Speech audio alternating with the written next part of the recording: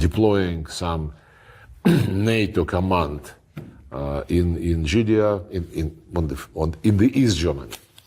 But Gorbachev believed that this was the serious promise, serious commitment. Then we were very much disappointed to watch how NATO not only, of course, admitted East Germany, but by 2004, the expansion the NATO expansion included the 3 Baltic republics, former republics of the Soviet Union, and then this ball was rolling, picking up more and more contenders, those who wanted to become the members. And Foreign Minister Primakov in 1997, he was suggesting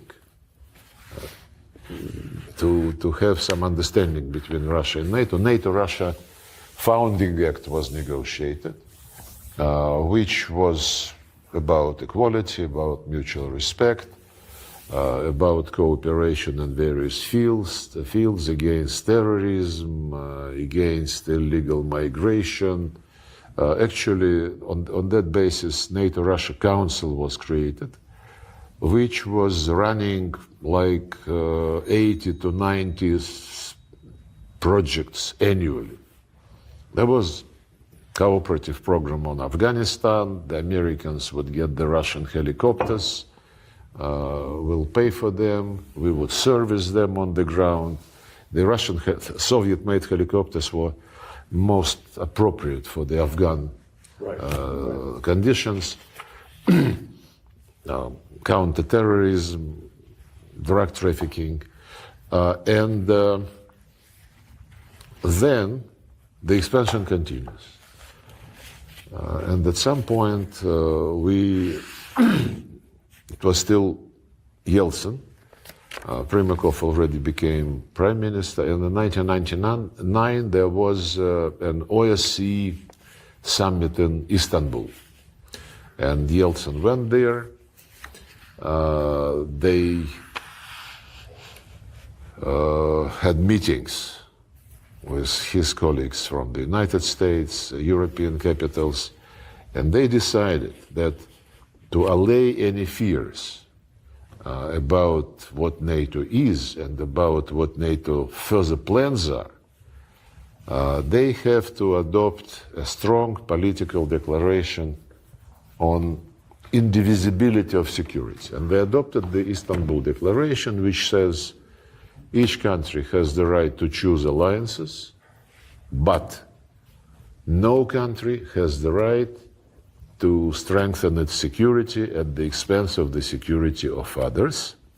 And therefore, the most important paragraph, and therefore, no country, group of countries, or organizations in the OSCE area could ever claim dominance. NATO was doing exactly the opposite. So now, after the beginning of the special military operation, which, as Putin repeatedly stated, was the decision, because all other attempts, all other alternatives to bring things into some positive dimension failed. For 10 years after the illegal coup in Kiev, in violation of the deal signed the night before and guaranteed by the Germans, French, and Poles, 5 months, the deal was about 5 months period to prepare for general elections, and in the meantime, government of national unity would rule. Next morning, the opposition took government's building, went to the crowd in the Maidan, and said, "Congratulate us, we created the government of the winners." Winners and national unity, it's slightly different. I hope it will be national unity in Syria, but so far it is really a dangerous place. But in Ukraine, when these people who came to power through the coup, and their first statement was that they would cancel the status of the Russian language, their first action was sending armed fighters to storm Crimean parliament, when they called terrorists the citizens of eastern and southern Ukraine who said, guys, wait a minute, you came to power by an illegal coup. We don't want to take any orders from you, leave us alone. And they said, oh, you are terrorists. And they started army operation against their own citizens, thus launching the war, which ended in February 2015 by signing the Minsk agreements, which President Macron tries now to interpret as something which Putin didn't want to implement. It was really a very funny speech by President Macron. It also relates to NATO, by the way, because he was saying, okay, let them live and I will protect all of you with my 3 or 4 nuclear bombs. But on that occasion, we spent 17 hours non-stop in Minsk, and the deal was agreed. And after that, well, I'm deviating from NATO, but you would understand me. And after the deal was agreed, it was endorsed by the Security Council. And a very interesting moment. When we finished negotiations, Poroshenko, with support of Macron and Merkel, of Hollande and Merkel, said that he would not sign this paper unless it is signed by the separatists, as he called them. And the heads of the two self-proclaimed republics, Donetsk and Lugansk, they were in the same city of Minsk, in another hotel, and they said they would not sign this because it was negotiated without them, and this was a document providing for territorial integrity of Ukraine with just special status given to these two tiny territories, to be frank. And that they already proclaimed independence, they cannot betray their people, and they took us and some persuasion to make them sign this paper, which indeed said special status inside Ukraine, Russian language, the right to be consulted when prosecutors and judges are appointed for these municipalities, actually, but their rights, the special status must be consolidated in the constitution, and the exact language must be negotiated directly between Kyiv and these two places. It's part of the Minsk agreement endorsed by the Security Council. Now, very soon after it was in force, the Germans, the French, and the Ukrainians themselves started saying, we never talked to the separatists. And Macron, when he came to Moscow just a week or so before we started the military operation, he was at a press conference, and then during this infamous phone conversation with Putin, which he, President of France, leaked, yes. He was saying that, Vladimir, you cannot insist on this legitimate government agreeing to talk to the separatists. And Putin was objecting, saying this government came to power as a result of a coup. Let them be grateful to all of us that we are trying to legitimize this entire situation and this entire country. But don't forget that the Minsk agreements bluntly say direct dialogue with this, whom you call separatists. it's a very shameful way which the French and the Germans behaved, and eventually those who signed on behalf of Ukraine, Germany, and France, Poroshenko, Merkel, and Hollande, being retired already, they stated in an interview, we never intended to implement this. We just needed to buy time to push more weapons into Ukraine. And of course, NATO was playing a key role. This Ramstein process led by the United States during Biden time. Now the Americans want to give it to the Brits, I understand. But the Europeans do not stop their efforts. On the contrary, they kind of increase them and call for more and more support, becoming more and more emphatic, and I would even say nervous. And the question whether NATO can survive without the United States is, I understand, motivated by these observations. I don't think the Americans would drop from NATO. At least President Trump never hinted that this might be the case. What he did bluntly said was that if you want us to protect you, to give you security guarantees, you pay what is necessary. It's still to be discussed what is necessary, 2.5%, 5%, anything in the middle. But he also said that those who fulfill the criteria of the percentage of GNP, to be contributed to NATO, them, the United States would guarantee that they are safe and secure. But he doesn't want provide these guarantees, security guarantees to Ukraine under Zelensky. He has his own view of the situation, which he bluntly presents every now and then, that this war should have never started, that the pulling Ukraine into NATO in violation of its constitution and violation of the Declaration of Independence of 1991, on the basis of which we recognized Ukraine as a sovereign state, for several reasons, including that this declaration was saying no NATO, no blocks, neutral status.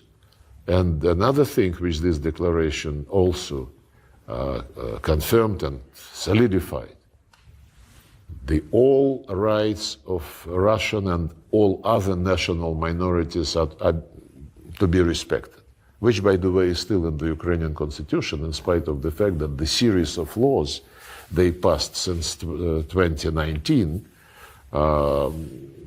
culminated in total prohibition, legal prohibition of the Russian language in media, education, culture, even in day-to-day life. If you come to a store and asks the store attendant to be assisted in Russian, he or she might tell you to speak the right language.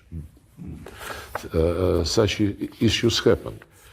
And of course, this was a very different situation. Since then, they included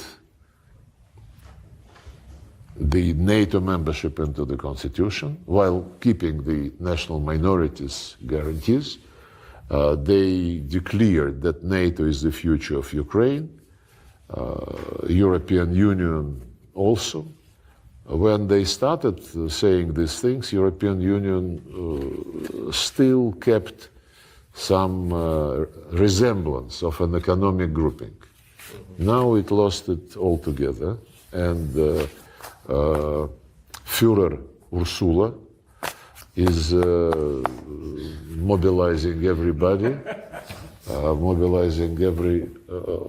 everybody to remilitarize Europe.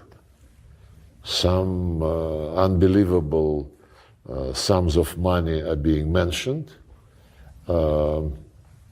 And many people think that this is a trick to divert attention of the population from those dozens and hundreds of billions of euros which have been spent during the COVID days and during the assistance to Ukraine without proper auditing.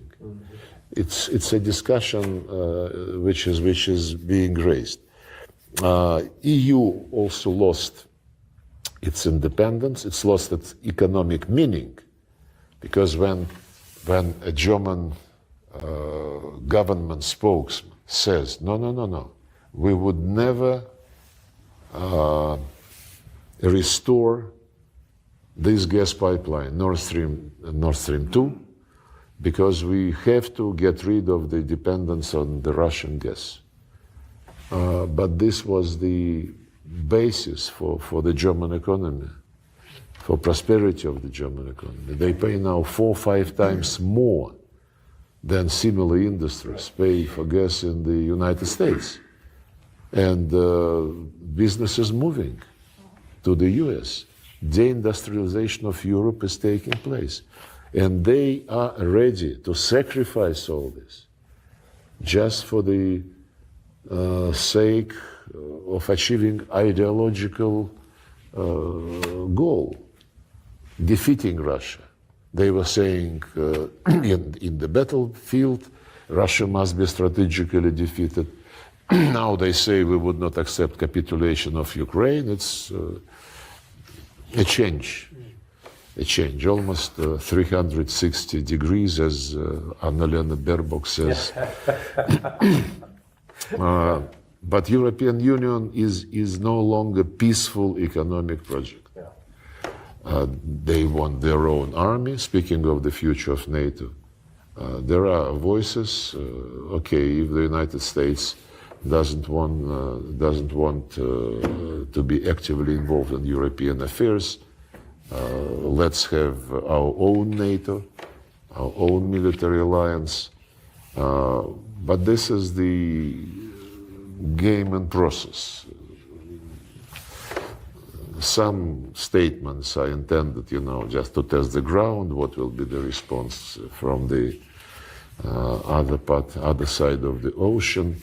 And I think 1.5 years ago, European Union, they signed an agreement with NATO, which basically subordinated EU to North Atlantic Alliance, providing this mobility. In other words, NATO equipment, NATO troops can use the territory of non-member, non-NATO EU states. If there are such states still left, it's Austria, Ireland, but it is not that that important, because they always think eastward. And to say, for peace-loving people, to say Prime Minister of Denmark, she said that these days Ukraine is weak, Ukraine cannot be fairly treated now, therefore for Ukraine today peace is worse than war. She said this. Yes, let's pump Ukraine with weapons again, and when we have shaken Russian position, then let's see whether we can talk. And the chief of German intelligence a couple of days ago said that it would be bad for Ukraine and for Europe if the war ends before 2029, and 2030 even better.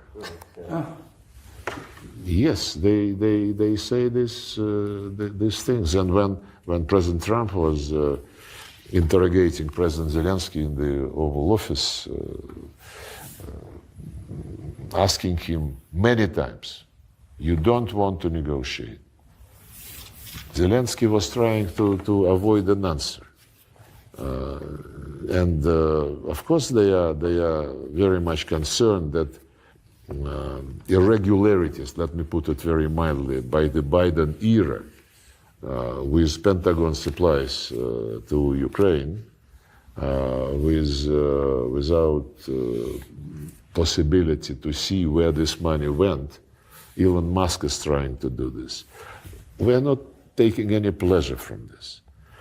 But this is about governments, the Biden administration, Ursula von der Leyen and her commission, the Brits, who regularly accuse Russia of corruption, who regularly accuse Russia of violating human rights, and who basically, whatever international issue they discuss, they start with human rights. Right.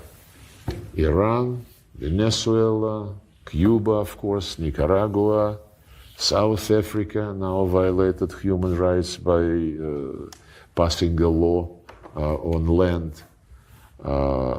Central Asia, whenever there are several formats between the West and Central Asia. Human rights are on top everywhere. But on Ukraine, where the Russian language has been exterminated legally and physically, there is a special agency to watch for this legislation to be fully implemented. Nobody ever mentioned human rights except us.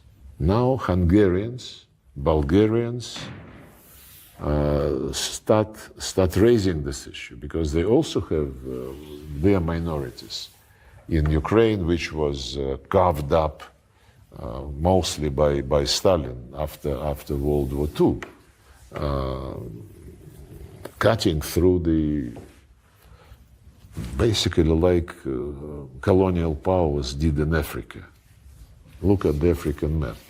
Just by a ruler, they draw the borders. In case of Ukraine and its neighbors, it's different because it was individually carved out. But divided nations, yes.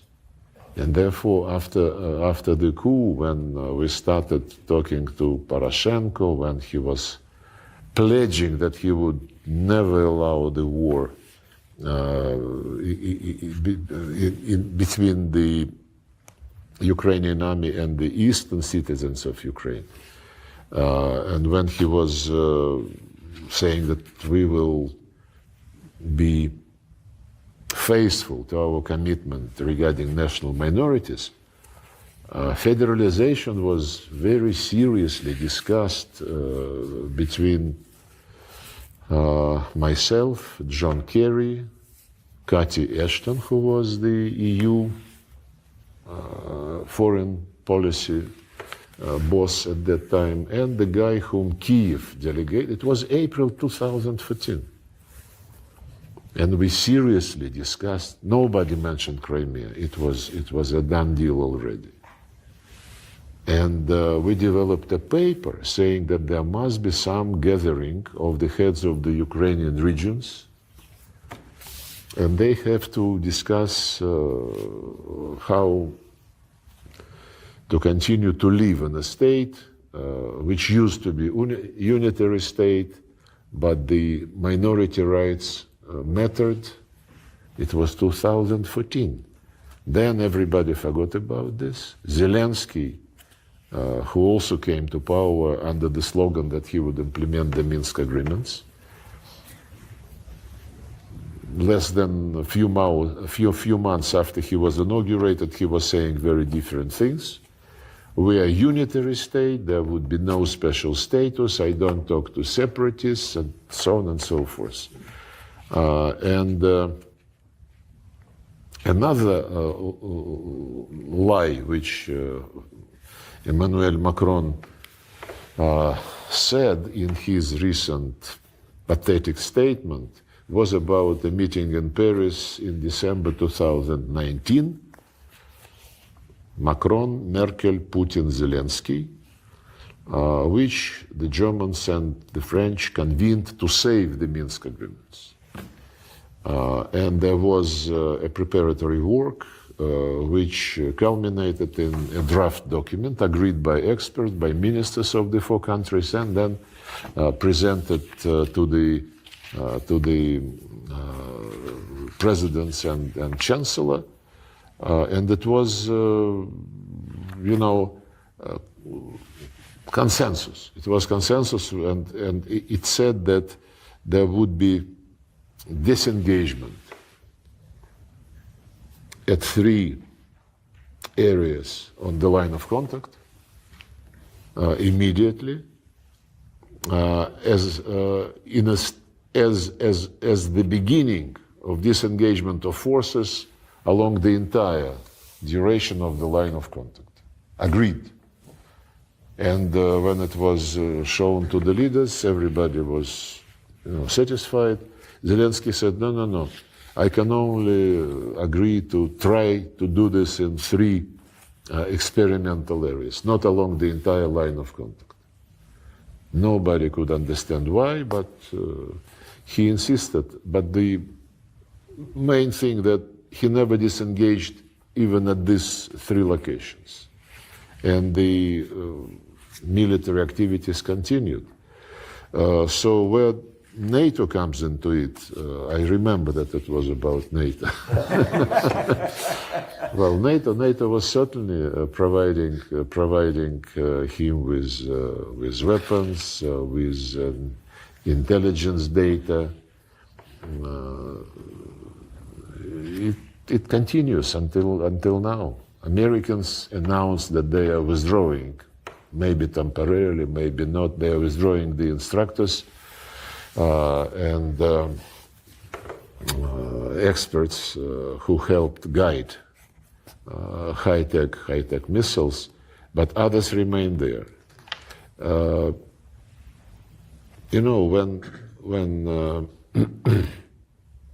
one thing about NATO. One more thing about NATO.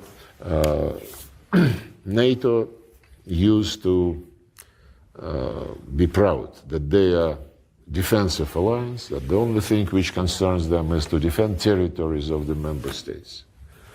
A couple of years ago at a summit, I don't remember where that summit was, the then Secretary General Stoltenberg already said, we need to be more active in Indo-Pacific region.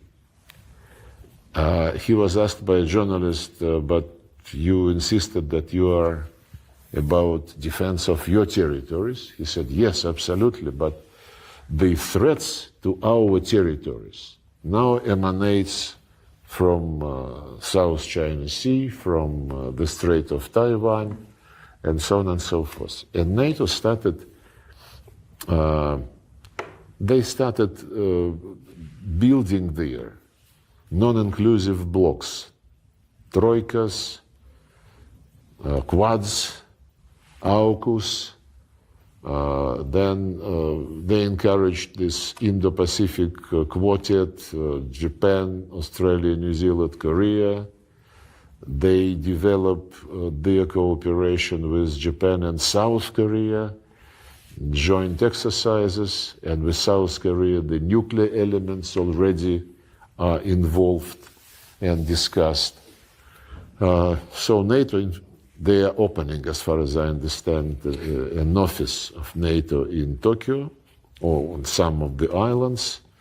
They're trying to pull some ASEAN countries out and to bring them into this limited membership closed clubs. Philippines is case in point, Singapore is case in point. And the concept of security, which was developed by ASEAN through many decades, and which included participation of everybody on an equal footing, including China, US, India, Russia, Japan, Australia, New Zealand, Korea. This concept, based on consensus, is now being undermined quite considerably, which is very interesting because it coincided with the period when we started rethinking our own security and Eurasian security. Exactly Eurasian, not European, Eurasian. Each continent, Africa, Latin America, they have continental-wide organizations. African Union, CELAC in Latin America and Caribbean, and only Eurasia, the biggest, the most prosperous, the most developed and rich continent, doesn't have a continent-wide organization. All attempts of Russia to be part of some security cooperation process were about Euro-Atlantic schemes. OSCE, NATO, Russia, EU became Euro-Atlantic very soon, and it didn't work. So what we are now trying to discuss, not imposing anything on anybody, is a vision of Eurasian continental architecture without prejudging the shape, but just to sit down and to talk on the basis of openness of this hypothetical eventual architecture to all continental countries. Let them keep NATO if they so wish. Let them keep OSCE. But there are Eurasian Economic Union, Organization of Collective Security Treaty, Commonwealth of Independent States, ASEAN. There is an organization of the countries of South Asia, not very active, but still. There is Gulf Cooperation Council by the Arab monarchies who are now normalizing their relations with Iran, and we, promote this. So all these sub-regional developments, most of them are economic, and it would not hurt if we unite these efforts, organize a division of labor to save money, to save effort, to harmonize the economic plans. Putin called it Great Eurasian Partnership. And who knows, maybe many years from now, it would be a material basis for some security architecture, which must not be close to the western part of the continent. Well, this is not very brief, but fascinating. Shortly about NATO. Yeah, Larry, please. I'm not sure I trust my own country. And I know that the Russian government is quite sincere in looking to pursue a diplomatic solution. What troubles me, and it's something that I continue to hear now from people in significant positions, just as the United States cynically developed a relationship with China in 1972 under Nixon, it was for the express purpose of going after then the Soviet Union, wanted to make sure that they split them apart.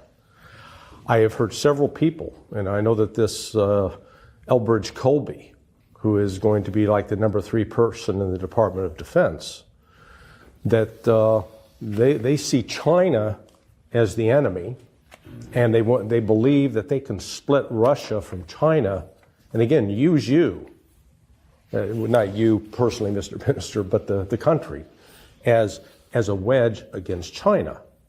Now, I've tried to say, that's foolishness.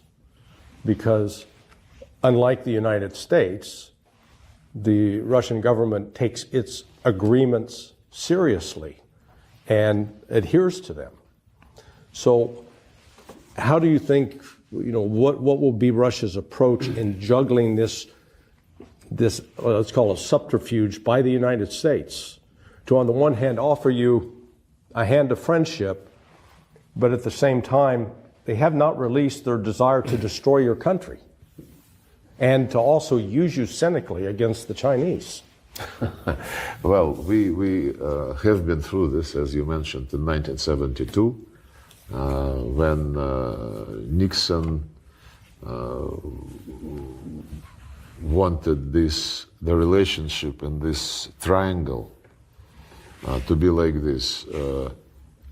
The relations between the US and China and the US and Russia, both must be better than the relations between Moscow and China. Yeah. A combination. Well, it's a nice philosophical construction, but the current situation is radically different. Yes. We never had the relations with China which were that good, that confidential, that long-term built, and that would be enjoying support of the peoples of both countries. The Americans know that we would not betray our commitments, legal commitments, but also, the political commitments which we develop with the Chinese. We have problems, we have difficulties in our relations, mostly because of the sanctions, because the companies want to avoid being punished. Some of the very promising projects, logistical, infrastructural projects in Siberia are being delayed, but we are not in a hurry. And the Chinese, of course, are never in a hurry. They always see over horizon. This is the national character, and we respect this. Actually, again, I wouldn't probably reveal a secret. When Biden and Putin met in June 21 in Geneva, it was in the middle of COVID-19 pandemic, coronavirus, what have you, and in a brief discussion, and with only the foreign ministers present, Biden said, I start rethinking the absolutism of democracy, because the countries who have authoritarian rulers, they cope much better with the COVID infection than we are. In our case, each state has some kind of leeway, and they decide to vaccinate or not to vaccinate. And the Chinese and Russia, he said, acted better than many others. But this is a philosophical discussion. You can argue whether in the same logic, whether 4 years is enough for doing something long term, especially with these modern, very complicated, sophisticated technologies which require retuning of sectors of economy, and whether 4 years is enough, or maybe even 2 years, because if you lose midterm elections, the Congress would not allow you to deliver. I don't know. I think the answer is, let each nation choose its destiny, its future. It will be exactly in line with the United Nations Charter, which says sovereign equality of states, no interference, one example, Afghanistan. The democratic experiment failed completely, and it totally ignored the centuries and centuries old habits and rules, if you wish, unwritten rules of this civilization. So we would be very much cautious regarding any imposition. And Trump is already saying about a meeting at 3, US, China, Russia. He mentioned that he would like to discuss nuclear weapons and security issues. We would be open to any format which is based on mutual respect, on equality, no prejudged solutions. If our Chinese friends would be interested, it would be their decision. But this does not negate the importance of Russia-US dialogue on strategic stability, and the interest in resuming such discussions was expressed repeatedly by Trump and his people. Putin, in response, said that it is the area where we have special responsibility, especially since in 1 year the START 3 treaty would be expiring. So it's a very different approach from the than Biden administration used to promote. They were saying, let's resume the implementation of the START treaty and let us visit some of your nuclear sites. We told them, guys, you declared us enemy, you declared the goal to inflict strategic defeat on Russia. They said, yes, but this does not preclude some tactical and technical visits. Trump's position, as I said at the very beginning, is that whatever differences we have, don't allow them to degenerate into a war, and whatever interests come the same way, don't waste the chance to develop this into some practical and useful. Yeah, so it seems, and Marco Rubio said it himself, we're walking into a multipolar world. And you said, the Chinese, and to an extent the Russians as well, you always look at the horizon and ignore short-term developments.